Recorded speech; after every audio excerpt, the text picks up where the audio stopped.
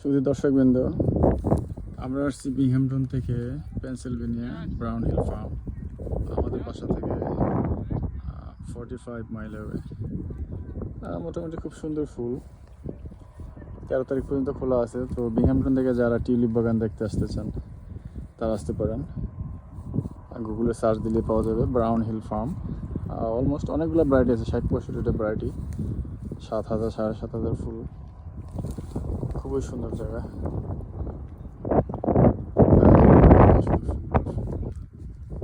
বিভিন্ন কালারের ফুল